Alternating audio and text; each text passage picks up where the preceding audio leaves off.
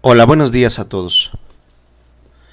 La presente tiene la intención de ser una revisión académica de lo que hemos estado viendo durante estos días, en que se ha presentado una pandemia sobre un virus que tiene capacidades muy importantes de contagio, no necesariamente de letalidad ni de mortalidad, y en la que hemos estado siendo bombardeados por una serie de información, datos, conclusiones a las que se llega un poco de forma apresurada, por lo cual nos gustaría retomar el sentido académico en estos escenarios, en los escenarios de una pandemia. La motivación original se debió a una publicación, me imagino que todos hemos visto en algún momento, donde se propone la forma en que esta enfermedad se ha ido distribuyendo y se hace un ejemplo por medio de un espacio de puntos que simulan a personas, así como una dinámica de contactos. Aquí se simula la capacidad de un enfermo de contagiar a otros y estos a su vez a otros, haciendo rápidamente una presentación importante de casos. Nosotros vimos una animación similar a como la que estamos observando en el inicio de una cinética de contactos, finalizando los casos iniciales como casos recuperados, los cuales ya no tienen capacidad de infectar a otros.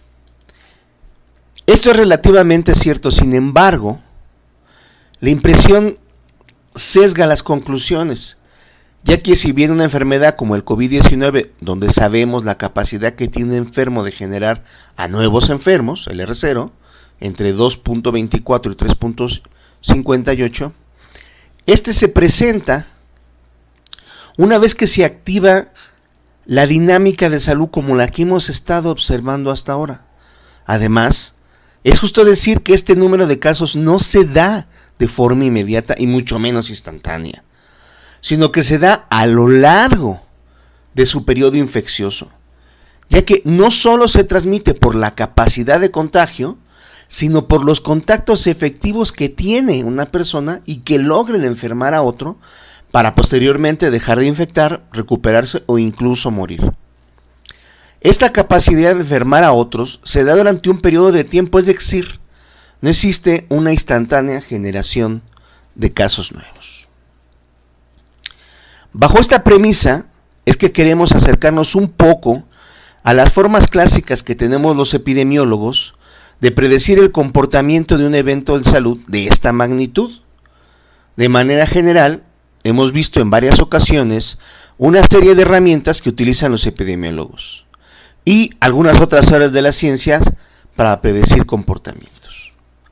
De forma general, hemos visto modelos lineales, por ejemplo, cuando queremos saber el efecto de una variable sobre la otra, como es la cantidad de sal en la presión arterial, modelos exponenciales para predecir el crecimiento de hongos y bacterias en el laboratorio, por ejemplo, los modelos logísticos que tienen consideradas las capacidades de carga de un sistema, por ejemplo, una colonia de conejos no puede crecer indefinidamente porque está limitada por los alimentos, agua y todos los recursos necesarios para el crecimiento, y otros modelos como los bayesianos y los de Passon.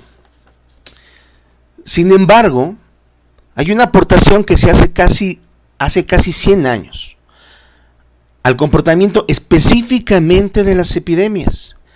Y esta aportación está basada en principios muy conocidos por la medicina. Esencialmente, en la historia natural de la enfermedad, el muy conocido modelo de Leber y Clark. Para nosotros, determinante en los conceptos de prevención, donde encontramos un periodo prepatogénico,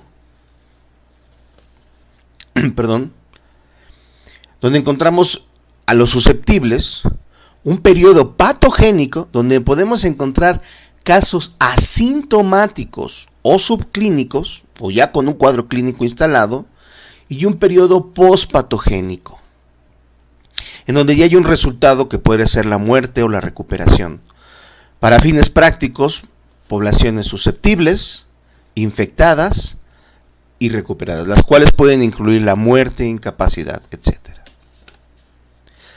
Esta aportación que hacen en el siglo pasado Kermack y McKendry tiene que ver con la concepción de que en el universo los sistemas consideran para las epidemias tres grandes grupos: los susceptibles, que son los que tienen verdaderamente la capacidad de enfermar; los infectados, que son donde se encuentran los ya enfermos; y los recuperados, a quienes ya son retirados del sistema, el cual incluye a los muertos, es decir, aquellos que ya no son capaces de infectar y que asumimos que en el caso de la enfermedad que vamos a revisar, que es el COVID-19, ya no son capaces de volverse a enfermar, aunque bueno, esto último aún se encuentra en estudio.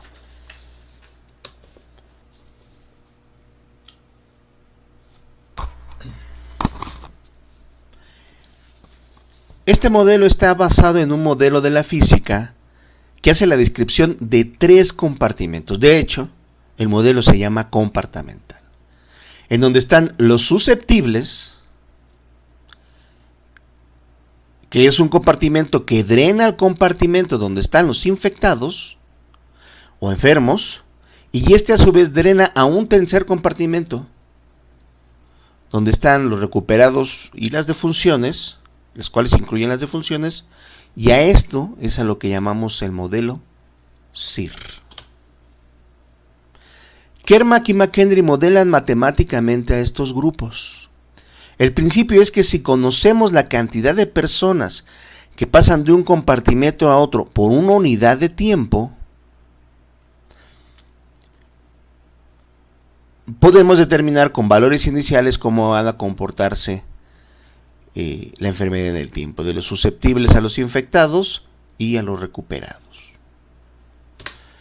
Este modelo tiene como corazón un concepto básico, que es el de la probabilidad de contagio. Intuitivamente sabremos su importancia porque lo observamos en los dos principales compartimentos, y este tiene que ver con la probabilidad de contagio, la cual tiene que ver a su vez con varias situaciones. Iniciamos con la presencia de un enfermo que en este periodo esté transmitiendo el agente infectante, en este caso es un virus, y también es necesario un tiempo de cercanía que yo debo de tener o de haber tenido frente a un enfermo. Es decir, si yo pasé frente a un enfermo caminando, la probabilidad que me contagie, la verdad es menor a que si yo me puse a hablar con esta persona tiempo suficiente, de forma cercana, lo saludé, etcétera.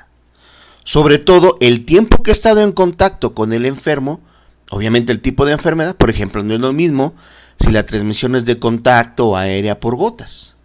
En el caso de COVID sabemos que hay una transmisión por gotas, y claro está, si la hay por gotas, la hay por contacto. Es decir, yo tengo que estar frente a un enfermo un determinado tiempo que me permita verdaderamente estar en riesgo de presentar la enfermedad. Este tiempo mínimo frente a él o en su entorno, esta probabilidad determinada en tiempo, también tiene que ver con la enfermedad de la que estamos hablando. Ya habíamos dicho si la transmisión se da por gotas, aéreas, etc. Esta probabilidad por unidad de tiempo, en nuestro caso utilizaremos el día, pero puede ser hora, minutos, etc., es denominada generalmente con la letra beta. La cuestión es que nosotros no sabemos a priori quién está enfermo. Es decir, tengo que considerar la probabilidad de que las personas con quien tengo relación estén enfermas. Este es un cálculo de probabilidad simple. El número de infectados, sobre la población. El número de infectados sobre la población. De forma general, los casos exitosos, en este caso los enfermos, exitosos conceptualmente, claro está, sobre toda la población. Aunque bueno, para ser bien correcto y antes que me empiecen a interpelar, como dijera mi profesor el Dr. Willy Gerber, es el total de las personas menos yo mismo que me estaría contagiando porque aún no estoy contagiado. Es decir, es la probabilidad de los infectados sobre el universo a los que nos estamos refiriendo. El resultado de ambas probabilidades, una probabilidad condicional, estos dado estos, es la probabilidad de que yo me vaya a contagiar. Sin embargo, Esta probabilidad de que yo me contagie hace referencia a mi probabilidad individual. Pero esta probabilidad tiene que ver también con el número de contactos que yo tengo. Puedo estar en contacto de acuerdo a mis actividades. Por ejemplo, no es lo mismo un médico que tiene contacto con 20 pacientes diario a una persona que trabaja sola en su parcela, un profesor con 30 niños. Es decir, ¿cuántos contactos tienes? Es otra variable necesaria para determinar la probabilidad de contagios. En otras palabras, la probabilidad de contagio tiene que ver con la capacidad de enfermarme, de que la enfermedad me enferme en un tiempo determinado, por la probabilidad de estar frente a uno verdaderamente enfermo en un tiempo determinado por el número de contactos, es decir, la dinámica social que yo tengo. De forma general, el cálculo tiene que ver entonces con en dónde estoy determinando el tamaño del grupo afectado. Esta probabilidad de contagio tiene que multiplicarse por el compartimento de susceptibles, pero en realidad este compartimento está drenando pacientes al compartimento de los infectados. Lo que quiere decir es que esta será una operación de pérdida, una resta, porque el grupo por unidad de tiempo que está pasando al compartimento de los infectados tiene que descontarse. En el caso del compartimento de los infectados, este recibe una probabilidad de ingreso del número de individuos, así como un egreso del número de individuos, es decir, recibe a los que han tenido la probabilidad de ser contagiados por el número de susceptibles, menos aquellos que se están recuperando o muriendo en ese momento. De manera intuitiva sabremos que el número de enfermos que se están recuperando o muriendo es una proporción, aunque para ser bien correctos tendríamos que decir que es la integral de la curva de recuperación. Pero bueno, para fines de los ejercicios que vamos a realizar, lo que podemos determinar es que el grupo de recuperados es una proporción de los que estuvieron enfermos. Estos recuperados incluyen a los muertos. Es por eso que vemos en las páginas oficiales que reportan en la actual epidemia tanto los casos activos como el número de recuperados y muertos. Es entonces que este modelo lo construyen estas tres fórmulas. Son fórmulas potentes, ya habíamos dicho que es un modelo de la física al que se le conoce como SIR. Y esta fue una de las grandes aportaciones que hicieron a la comprensión de las epidemias Kermack y McKendrick hace prácticamente un siglo.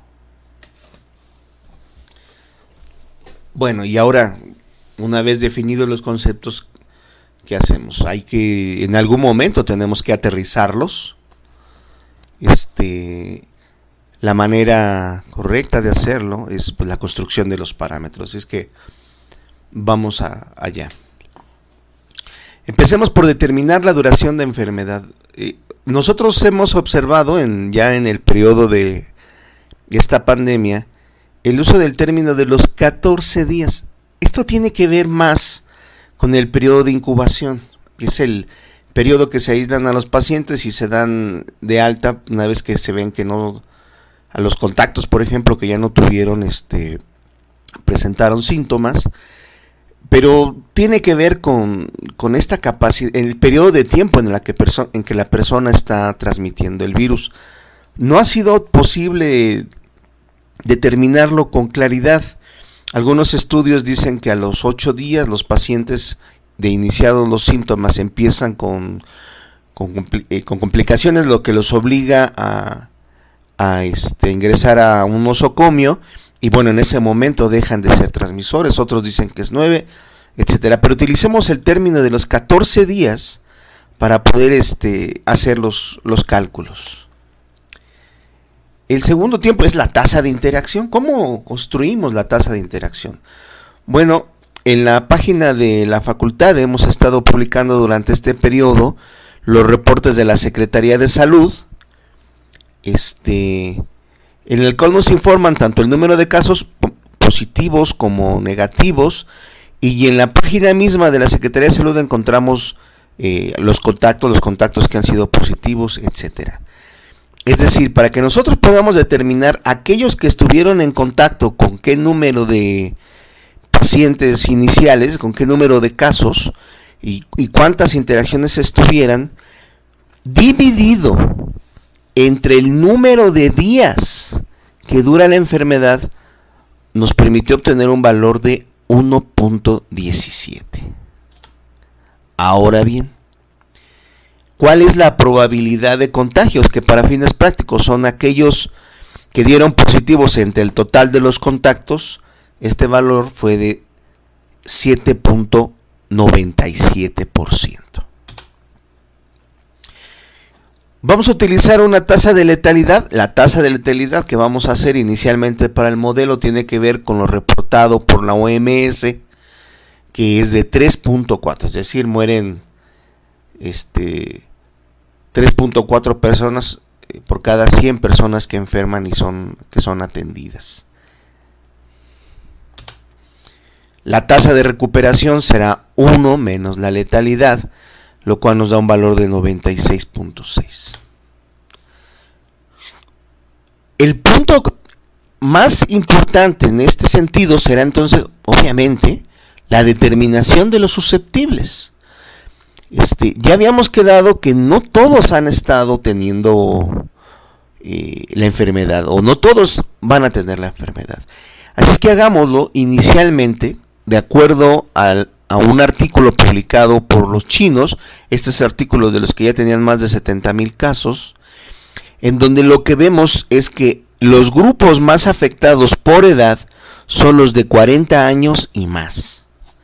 En este caso, en México, utilizando las proyecciones de población del CONAPO, puesto que ahorita se está desarrollando la encuesta del INEGI, todavía no tenemos esos valores, de acuerdo a esta proyección, esta población de 40 años y más es de 42.668.244. Vamos a utilizar como ejemplo también a los pacientes con diabetes e hipertensión. Y de acuerdo a la encuesta nacional de salud realizada en el 2018, nos reportan que 8.6 millones de personas son diabéticos. Para el caso de la hipertensión, este valor es de 15.2 millones de personas. Es decir, estos van a ser, para fines de los ejercicios que vamos a estar realizando, los grupos considerados como susceptibles. ¿Esto que acabo de decir hace sentido? Estos son las dinámicas de contagio y estas son las poblaciones susceptibles, así como la letalidad y la recuperación en los pacientes. ¿Esto tiene un sentido epidemiológico? Bueno, ahora que tenemos los datos es necesario recurrir a un software de ultra avanzada para los cálculos. Esto llega a constituir un problema por el costo de las licencias, el nivel de la formación del individuo que lo va a operar, etcétera. Pero en realidad esto lo podemos hacer pues en una hoja de Excel. Así es que vamos allá. Muy bien, vamos a continuar. Ya tenemos en una página de Excel capturadas la información que habíamos platicado, cómo la fuimos construyendo, y hemos introducido las fórmulas de manera previa que responden al concepto que habíamos observado ya en las fórmulas donde resumimos el modelo. Lo que estamos multiplicando es la interacción propiamente para obtener la probabilidad de contagio, dividida entre los días en los que se presenta la enfermedad o asumimos que se presenta la enfermedad, y de esa manera contagiamos los contagios. Obviamente, después hacemos el mismo efecto para determinar la recuperación y los fallecimientos. Como habíamos platicado hasta hace un momento, teníamos los datos de nivel internacional. Vamos a hacerlo con los datos nacionales que ya tenemos ahorita. Hasta ahorita tenemos, hasta el día 27, tenemos 717 casos. Si les parece, entonces pondremos 717 casos y lo que vamos a utilizar de manera inicial es la población de susceptibles con hipertensión arterial sistémica. En las medidas de tiempo estamos utilizando el tiempo 0, puede ser tiempo 1, tiempo 2, y vamos a ingresar la fecha de hoy, 28 de marzo del 2020.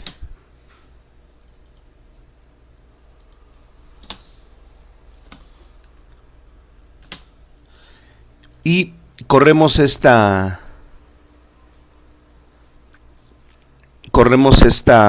fórmula, como todos lo sabemos, hasta la misma fecha del año que entra.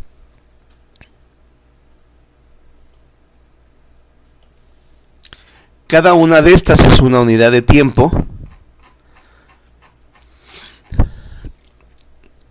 Y lo que hacemos es lo mismo para todas los cálculos que hemos estado construyendo. ¿Qué nos entrega esta información? Bueno, ya la tenemos aquí revisada. Vamos a solamente a poner a consideración de cada uno de nosotros. Lo que observamos aquí es el número total de contagios, la población que se recupera, la población que fallece, el número de contagiados en un día máximo, y así como el número de recuperados y fallecimientos. Una de las formas clásicas que se tienen para revisar este modelo SIR es graficando lo que nosotros estamos observando. En este caso, que es en el caso que hacemos con las personas con hipertensión arterial, lo que nosotros vemos es que la distancia a un año para que se presenten la conjunción de los susceptibles con los recuperados no se da a un año, es decir, el crecimiento no se presume como demasiado rápido. Misma situación sucede para la presentación de los casos de manera, la aparición de casos de manera diaria.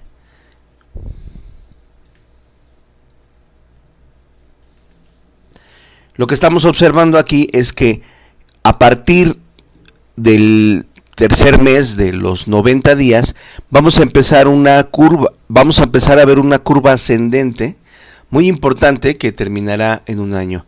Pero esta es una forma habitual de observarla. Vamos a verla a un menor tiempo para que nos dé una idea más clara del efecto que puede tenerse a corta distancia.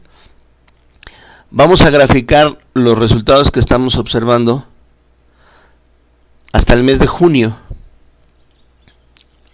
y ver cuál es la predicción que se da. Y observamos una situación muy similar.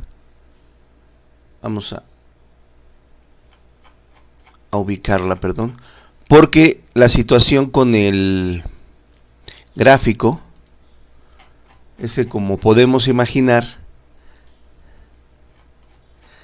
el periodo de tiempo físicamente tiene un efecto.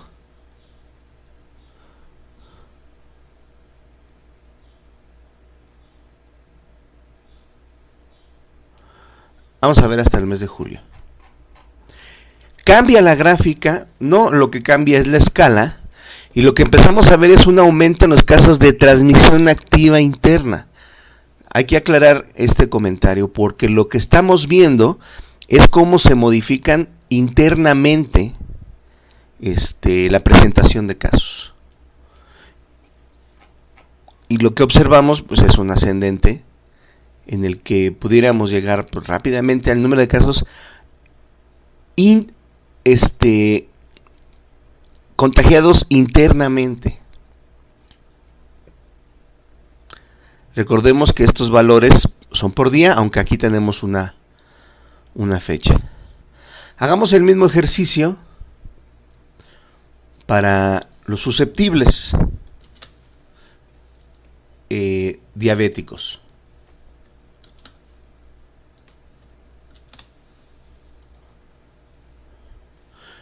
En el caso de los susceptibles diabéticos, observamos también el mismo tipo de curva, a partir de los casos actuales, que tienen un efecto de contagios nuevos.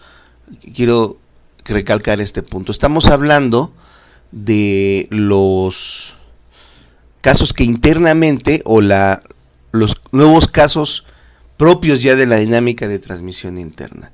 Y hagámoslo ahora en el grupo poblacional de 40 años y más. Por supuesto, los valores que vamos a obtener aquí son mayores porque estamos hablando de grupos poblacionales más grandes. Y aquí lo que estamos observando es la posibilidad de fallecer de acuerdo a los valores de la OMS de hasta 128,000 personas, teniendo en cuenta que puede haber un momento en donde pudiera haber hasta 2,000 enfermos por día. ¿Cómo veríamos esto comportándose en la población a la que estamos haciendo referencia? En este caso ya sería población general.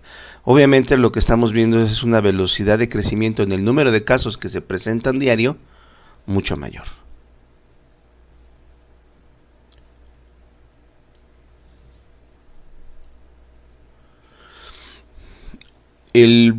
Esta hoja nos permite observar las fechas y de acuerdo a las fechas hacer una serie de cálculos con las cuales podemos orientarnos sobre el devenir de la enfermedad.